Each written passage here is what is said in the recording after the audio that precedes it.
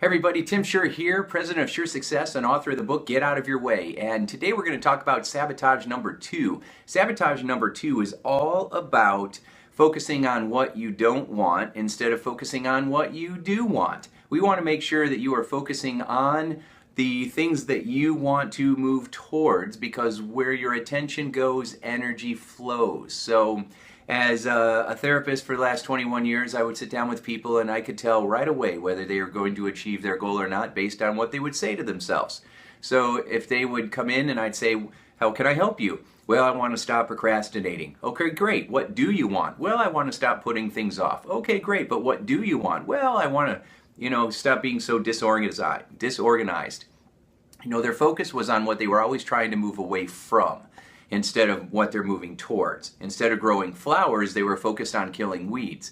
And of course, whatever you're focusing on, that's what you're going to move towards. If you focus on getting out of debt, you're thinking about debt, and then you're probably going to end up with more debt. If you're trying to lose weight, then you're focused on weight, and then you end up gaining 5 pounds. It's the same kind of strategy and a very common mistake. So what we want to do is keep redirecting our attention onto what's going well and what we're excited about. Too many times, people will start out with a new goal and they immediately begin to imagine themselves failing. They imagine all the obstacles. They imagine all the things that are going to get in the way and keep them from getting the results that they desire.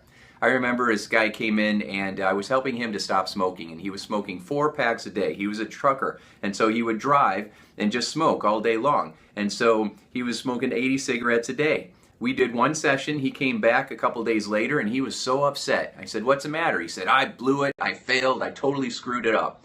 I said, "Well, what happened?" He said, "Well, I had one." And I said, "One every 5 minutes, 1 cigarette every hour, every 5 minutes." He said, "No, I just had one." And I said, "Whoa, wait a second. In the last couple of days, you only had 1 cigarette. You went from 79 cigarettes down to 1, and that's a failure? That's a disaster?" And he said, "Well, I guess I didn't look at it that way." I mean, he got rid of 79 cigarettes in one session.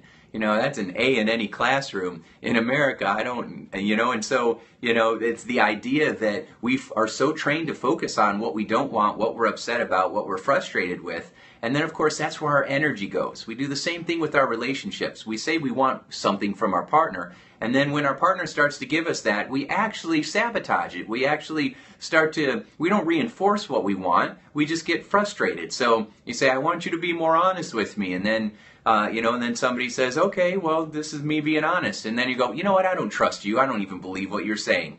All right? We're not getting what we want. We're not reinforcing what we want because we're not focused on that. And often people forget to reinforce what they want in themselves and with those around them. So if you want to overcome self-sabotage number 2, you've got to really focus your attention on what you do want and what you're moving towards. And just keep thinking about that. What is it that I do want? A lot of times people don't get what they want because they don't know what it is. They simply have no idea of what it is that they actually want. Have you ever felt that way?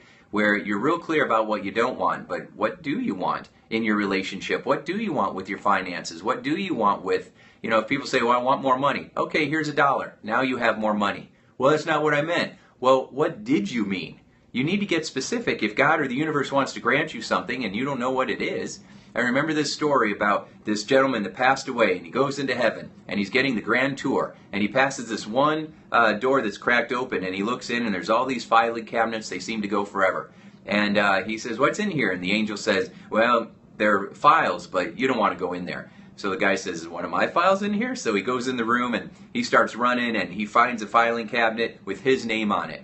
And he starts to open it, and the angel says, "Yeah, I don't think you want to do that." So the guy opens it up, and there's all these dreams, all these wishes, all these amazing experiences. And this guy says, "I don't understand. I didn't have any of this." And the angel said, "Well, these are all the things that God wanted to give you, but you never asked for them." We got to make sure that we ask for what we want, and we focus on moving towards it, and we imagine getting it.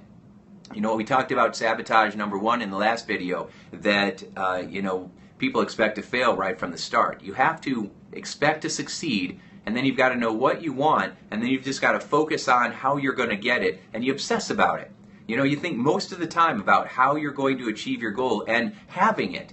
Not just how you're going to get it, but Imagine that you already have the goal, because that makes you feel excited inside. It gives you a feeling of gratitude. It increases motivation, and it helps you to have a desire to keep moving forward even when times get tough, even when things get in the way. You just keep moving towards your goal. So expect to win. Focus on what you want more than anything else, and keep believing in yourself. And before you know it, you'll have it. Talk to you soon.